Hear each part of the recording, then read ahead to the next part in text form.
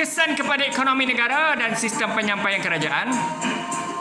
Produktiviti menjunam merosot. Sistem lemah lumpuh, penyampaian terbantut jumut. Tuan-tuan dan puan-puan, government delivery system. Kita mahu membantu, kita mahu membantu kerajaan. Ya Amat Berhormat Perdana Menteri KSN, SUB, PTD, dan semua pegawai tadbir ataupun ketua jabatan, ketua pusat tanggungjawab. Tetapi kalau kita masih terikat dengan budaya hanya bekerja daripada rumah, tetapi kerja tidak dapat dilaksanakan dan kita hanya menunggu PKP dilonggarkan atau kita dipanggil balik berurusan atau bekerja, work from office, apa akan berlaku tuan-tuan? Sebab itulah kita minta sekarang ni kerajaan mesti segera mengarahkan ketua-ketua jabatan, memanggil ketua-ketua unit, bermesyuarat, mencari jalan secara virtual, Google Meet, Zoom, bermesyuarat, mencari pendekatan bagaimana setiap unit dan bahagian mampu menyelesaikan kerja mereka, tidak kira apa jabatan sekalipun. Mereka mesti segera datang dengan idealisme. Walaupun work from home, tetapi segala perbicaraan kes, pernikahan, perceraian, pejabat tanah, kutipan hasil, JPJ, custom, immigration selesai dengan baik. Keberkesanan lockdown PPN fasa 1 hingga 3. Kes tetap meningkat. Hari ini kita tengok 29 Jun 2021, kes meningkat 6,000 lebih. Ekonomi merudum, rakyat dalam tekanan. Saudara, rakyat memang dalam tekanan. Bukan saja rakyat, pemimpin pun dalam tekanan. Kita tahu perkara itu, tetapi bagaimana bagi mereka yang tidak dapat mencapai apa yang mereka mahu? Cita-cita mereka, keluarga mereka, pasangan mereka, kos hidup mereka, menteri, jemaah menteri, mereka memang potong alam, tetapi mereka ada gaji, mereka dapat beratus ribu ringgit sebulan.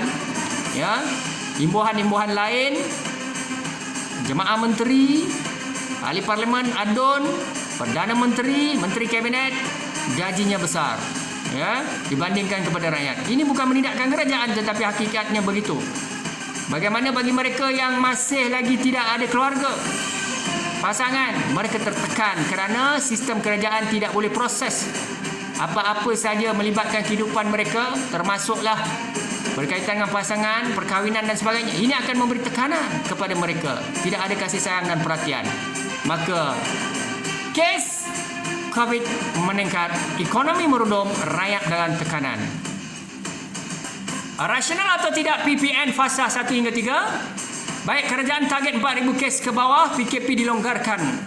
Jika 5 tahun PKP mencanak, bagaimana persoalannya? Bagaimana Amerika, Singapura, China dan negara lain menangani menangani COVID-19? Saudara, mereka telah keluar dan mereka selesa dan mereka memulakan merancangkan ekonomi mereka.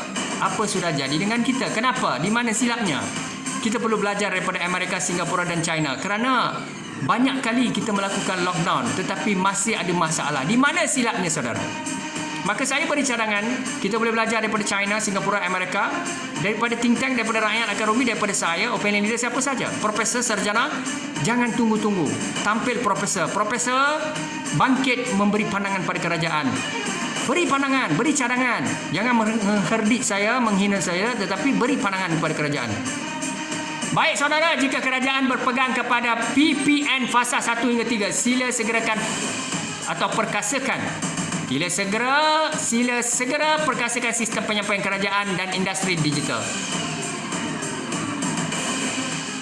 Mungkin plan perancangan negara targetnya adalah PPN, kes COVID 4,000 ke bawah, 10% daripada vaccination, ICU rendah, katil-katil di ICU rendah melibatkan mangsa COVID ataupun pesakit COVID. Perkasakan sistem digital kerajaan, rancangkan sistem industri digital. Maknanya, kalau kerajaan mahu kekalkan PPN ini, tolonglah pastikan semua federal, state, local government, institusi kerajaan, organisasi, walaupun penjawat awam bekerja daripada rumah, mereka jalankan tugas, ada KPI, ada measurement, ada pencapaian. Segala proses kelulusan, saya bagi contoh Jabatan Agama tadi, nikah, cerai, rujuk, selesai melalui digital. Jangan tekan, jangan biarkan tunggu pengumuman 2 minggu, 4 minggu, setahun. Ini akan memberi tekanan, emosi, mental, kesihatan mereka. Kita tidak bolehlah hanya bergantung kepada PPN atau PKP saja. Kita perlu think outside the box. Berfikiran di luar kotak, gunakan teknologi. Okey, seterusnya rancangkan sistem industri digital. Industri perlu dihidupkan juga secara digital. Bagaimana kita hidupkan sistem kerajaan. Baik saudara, saya kembali Lestari untuk memberi pandangan kepada pemimpin, kepada Yang Bertuan Agong, kepada Raja-Raja Melayu, kepada KSN, kepada ketua-ketua jabatan, ketua pusat tanggungjawab.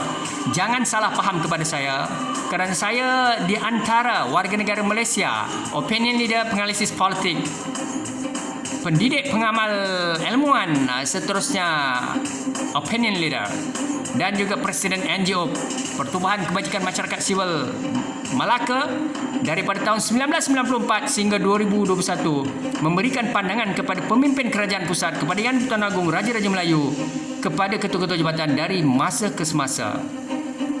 Singapura dilanggar atau tak? Jangan dibunuh seorang anak muda yang memberi pandangan berbetiskan batang pisang, bukannya bala tentera, di mana ikan todak telah menyerang betis dan membunuh bala tentera. Akhirnya seorang pemuda memberi pandangan kepada raja dan pembesar di Temasek, Singapura, biarlah berbetiskan batang pisang. Akhirnya kecerdasan budak itu telah dibunuh. Dan inilah akibatnya apabila kita tidak mahu dengar pandangan akar umbi. Saya, Lestari, membantu kerajaan, menyokong kerajaan yang sedia ada, asalkan kerajaan berintegriti, tidak korup, tidak salah guna kuasa, dan the government and the leader should become as a good listener. Hearing and listening, which is better? Listening is better than hearing. With that, syukran dan waalaikum CCA. Sekiranya video ini bermanfaat, sebar-sebarkan. Syukran dan waalaikum CCA. Assalamualaikum warahmatullahi wabarakatuh.